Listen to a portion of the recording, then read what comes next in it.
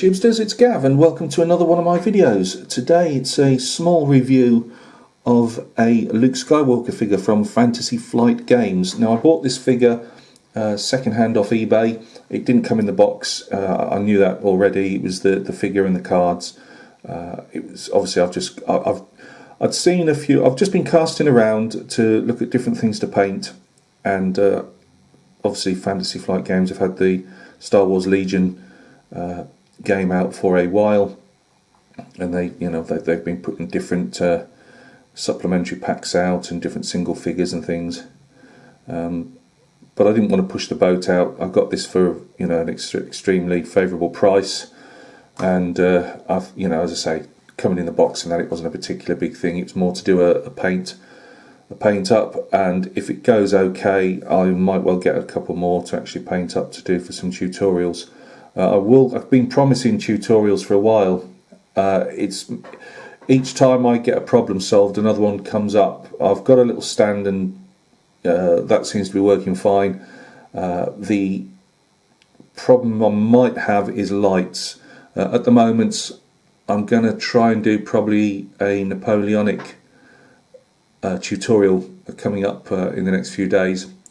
If the lights look really naff on that, then I'm going to have to push the boat out and get an extra light.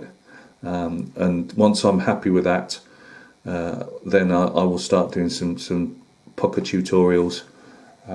So I wanted to get this Luke Skywalker figure. I'd got a question in my head. How soft was the plastic? I'd got my hands on some figures from the game. I can't remember the other game that they do, which is like a board game with the figures, and that seemed more board game plastic, those type of figures. This one seems quite a lot harder. So without further ado, I'll just put that card up there just for something to look at while I was waffling. We'll move that out of the way. I will show you the other cards in a bit, just in case you fancy getting the figure particularly. Let's see if we can get a close-up. Right, so this is Luke Skywalker himself. I don't think, let's get me grubby pointing stick as usual. I mean, no, Darth Vader hasn't been away at his arms already. That comes with his lightsaber in a minute. You can see he's got the blaster pistol. There are mould lines, but no more mould lines than I would expect from any other figure that I've seen so far, or gone through my hands. As you can see here, you'll get those mould lines just on the same as a metal figure. When you've got something like putties like this, or gators, you're just going to have to be very careful with a scalpel and take out each individual piece, or with a small file. Now, soft plastic, as we all know, doesn't clean up as well, but I keep feeling this with my nails, my grubby nails, and it seems fairly hard. It doesn't seem too bad. That's quite hard plastic.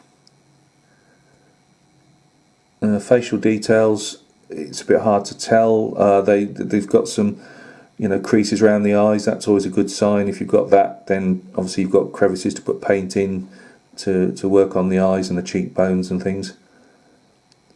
There is a mould line, which, let's just see if we can. Sorry guys, I'm just trying to see if I can get my painting lamp a bit closer. It's not really working. Yeah, mould line. There we go. There's one here. That would be what I would say is a classic plastic mould line up there. So again, a bit of attention to detail around the hair if you don't want to rub pieces out. And this is, I showed that one earlier with the green lightsaber. Let's just have this. It's just so you can see the type of colour you'd probably have to paint this guy's.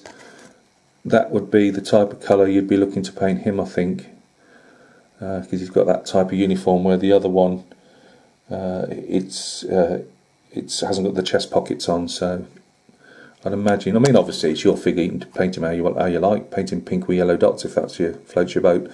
But yeah, I think I was quite pleasantly surprised with that. That's why I didn't want to go all in and buy an I mean, they do Boba Fett and things. I didn't want to go and spend a lot of money on the full issue, if I wasn't really that bothered. But I've it's a bit springy fitting these in until you've glued them in. This particular one being the hardest peg to get in. They do go in with a bit of manipulation, and you just know it's live on camera, folks, and it ain't going to manipulate. But take my word for it, it does go in. It will need a bit of joint filling, that on mine anyway. Nothing, and when I say joint filling, you know, you don't have to get your green stuff out. No, it's not going to play ball at the moment, but that's roughly what he'll be posed like anyway. I am thinking of doing some object source lighting, OSL, on the side of the hair and the face and the tunic from his sabre. I haven't done that before, so that will be quite a challenge. But yeah, there he is with his sabre. It goes quite close to his head. He'll singe his hair if he's not careful. So that's the figure itself. So there's your classic mould lines, but I don't think there's anything particularly. To me, that's a classic mould line that goes up to the head for a plastic figure.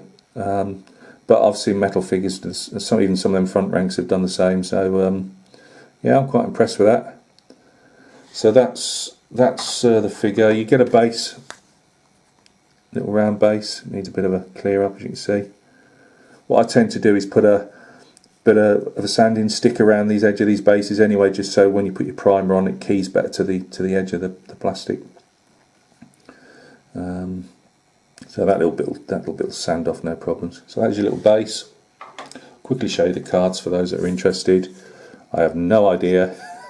I know that's the like Rebel Alliance type symbol, but I have no idea what it actually does in the game.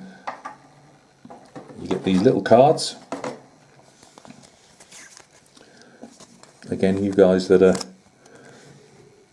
into the game already will know when to do, use them and that, but some very nice artwork on them, telling you what actions you need to do.